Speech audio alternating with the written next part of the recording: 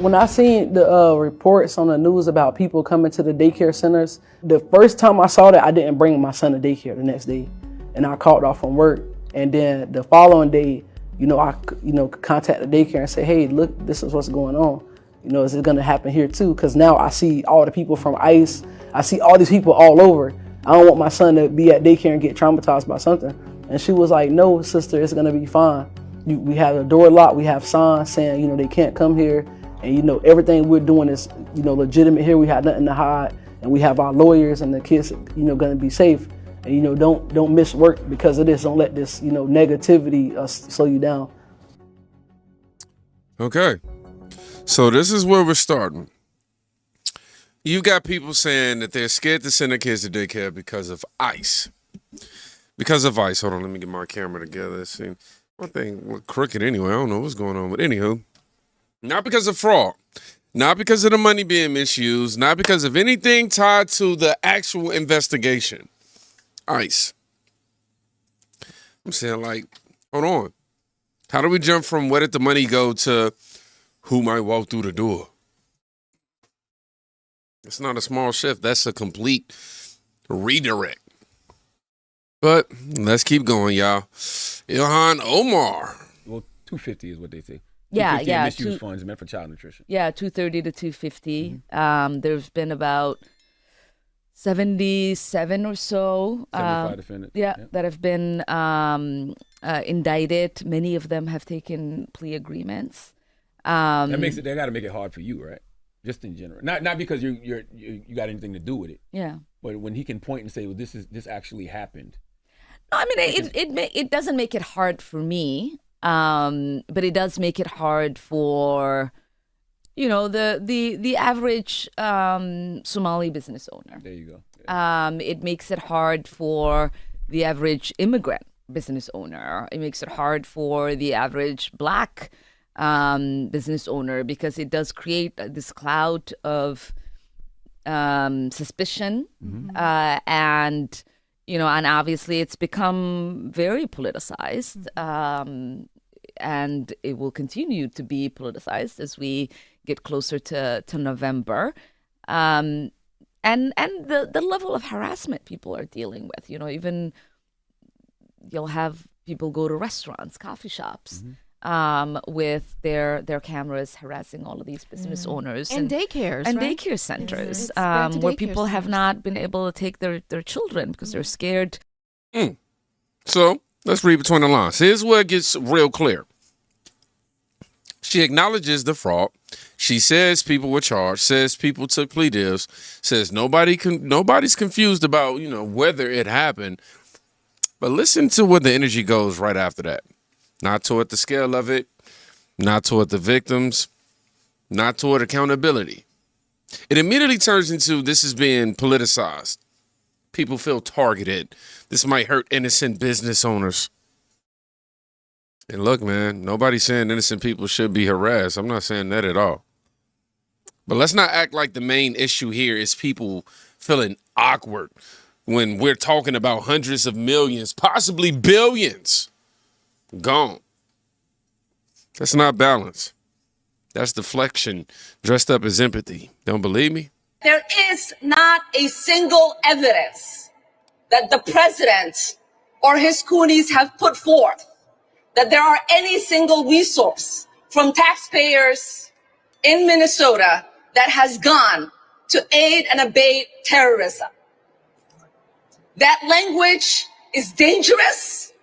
That language puts the lives of Somalis not only in Minnesota, but across the country in danger. If money from U.S. tax dollars is being sent to help with terrorism in Somalia, we want to know. Yeah. And we want those people prosecuted.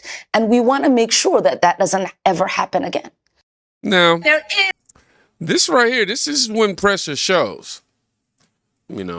Reporter brings up something serious. Money potentially tied to something way bigger.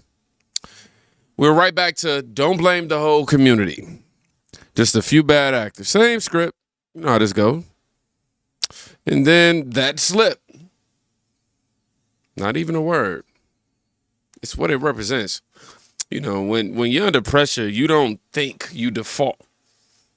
And the default here is pretty clear. Protect the narrative, minimize the scope, keep it contained as much as you could. But the problem is the situation itself isn't small. So that approach starts looking real shaky. Chair Long? No. Vice Chair Schultz? Yes. Vice Chair Hollins? No. Representative Allen? Yes. Representative Coulter? No. Representative Frederick? No. Representative Howard? No. Representative Jacob? Jacob, yes. Representative Jordan? No. Representative Cagle? No. Representative Nash? Yes.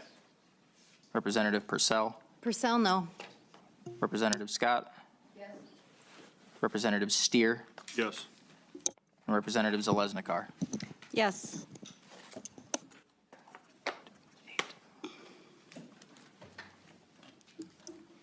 There being 8 ayes and 8 nays, the motion does not prevail. That concludes our agenda for today. The meeting is adjourned.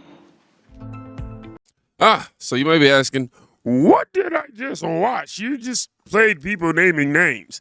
Minnesotans just robbed of $9 billion in taxpayer money through just 14 Medicaid programs under Tim Walz's watch. Today, every single Democrat on the Rules Committee voted to block any investigation into that massive fraud. Y'all see this, man? This is where you gotta watch this carefully, because this is where it stops being about talking points and turns into actual action, right?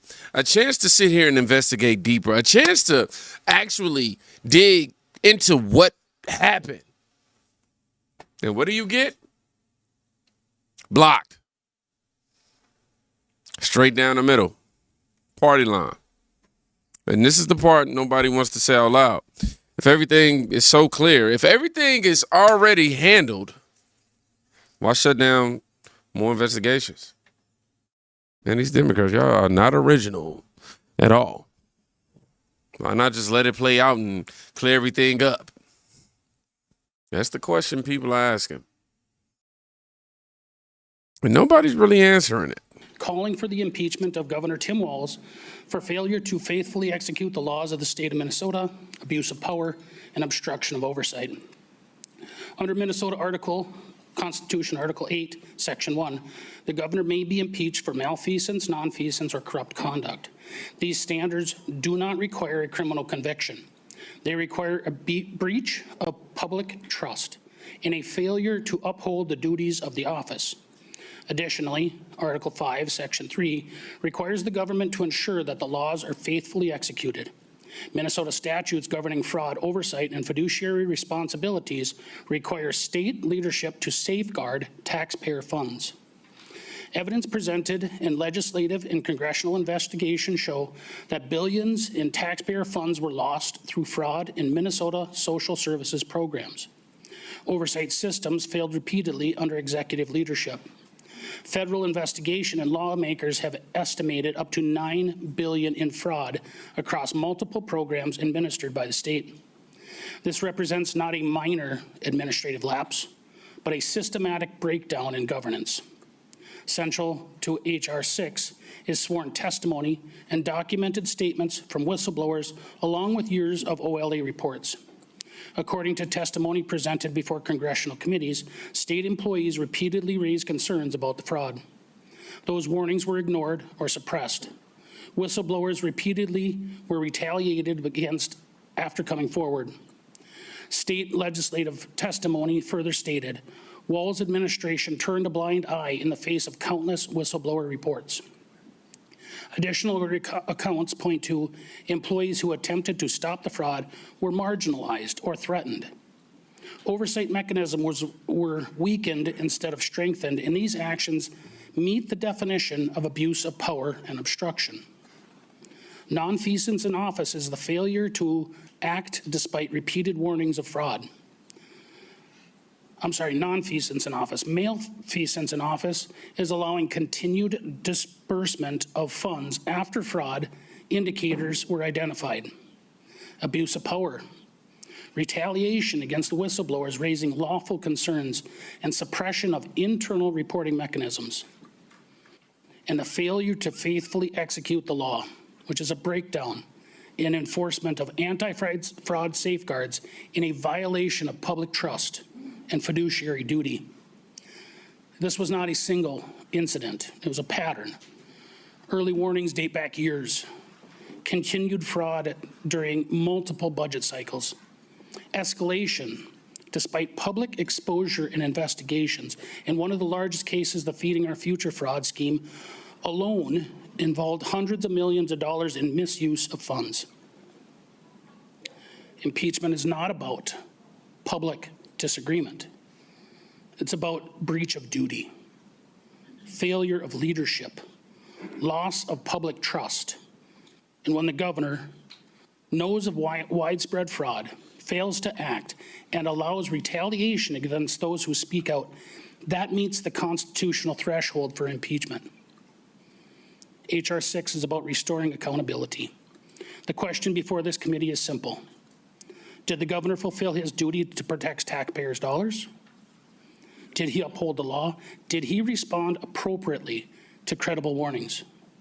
Based on the evidence, whistleblower testimony, and documented failures, the answer is no. For this reason, I respectfully urge the Rules Committee to advance H.R. 6. Thank you. Aye, aye, aye. My guy is in some trouble. And now we land here. No rumors, not clips, not debates. Actual lawmakers out here saying this wasn't a small mistake. I tell you what, I want something to actually happen. It's a whole lot of yapping. This wasn't a one-off situation. This wasn't none of that. This was systematic. Say every word, right? Systemic means it wasn't just a couple people slipping through the cracks, right? It means the system either failed or allowed it. And once that word enters the conversation, man, everything changes because now it's not just about one case. It's about trust. So let's slow this all the way down because this is what people usually rush past the part that actually matters. You just watched a full sequence play out right here. Not opinion, a sequence.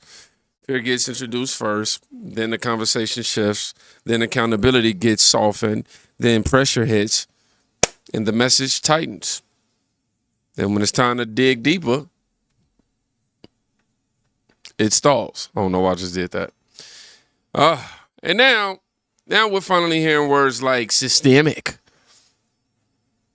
But here's the real question nobody wants to, sit with.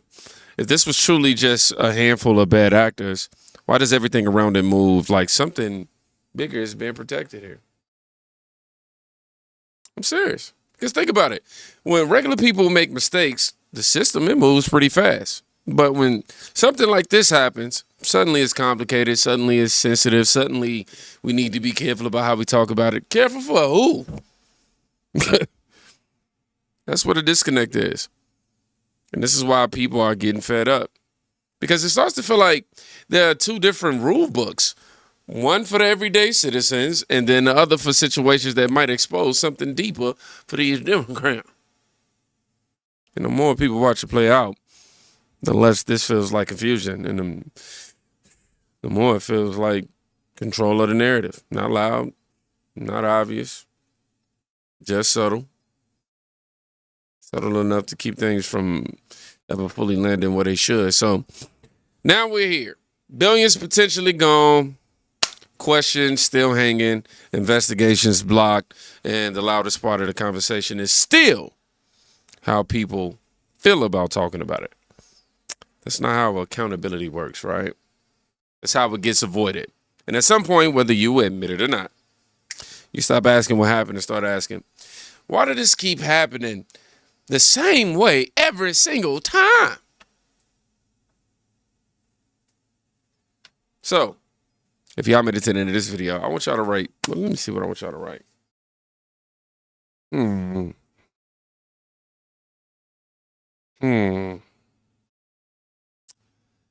You see, because I want something to actually happen. I feel like I don't want it to just be talk.